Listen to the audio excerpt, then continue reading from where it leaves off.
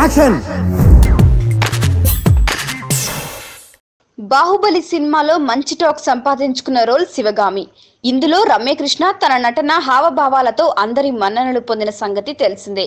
అయితే శివగామి పాత్రకు సంబంధించి ఓ ఆసక్తికర విషయం వెలుగులోకి వచ్చింది. ఈమె కంటే ముందుగా శివగామి పాత్రను చేయమని రాజమౌళి మంచు లక్ష్మిని సంప్రదించాడట. అనగనగా ఒక ధీరుడి సినిమాలో నెగిటివ్ క్యారెక్టర్ చేసి విమర్శకుల ప్రశంసలు అందుకుంది మంచు లక్ష్మి. ఈ సినిమాలో చేయడానికి ఒప్పుకోలేదట. ప్రభాస్ తల్లిగా తాను చేస్తే ఎలా ఉంటుంది అంటూ ఆమె తిరస్కరించారట. దీంతో ఆ ఆఫర్ కాస్త రమ్యకృష్ణను వరించింది. అయితే ఇలా వచ్చిన ఆఫర్ కూడా మామూలుగా ఏం రాలేదు. మంచు లక్ష్మి తిరస్కరించిన తరువాత శ్రీదేవి టబు చుట్టూ తిరిగి చివరిగా రమ్యకృష్ణ వద్దకు వచ్చింది.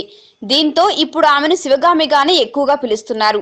మొత్తానికి అప్పుడు మంచు లక్ష్మి ఈ సినిమాలో చేసి ఉంటే ఎలా ఉండేది అని పలువురు ఇమాజిన్ చేస్తున్నారు. ఒకవేళ రమ్యకృష్ణకు బదులు మంచు లక్ష్మి చేసి ఉంటే ఎలా ఉండేదో మీరే కామెంట్ చేయండి. మీకు కనుక ఈ వీడియో నచ్చితే ఒక లైక్ కొట్టండి, లేకపోతే కామెంట్ చేయండి. బట్ సబ్స్క్రైబ్ చేయడం మాత్రం మర్చిపోకండి. యాక్షన్.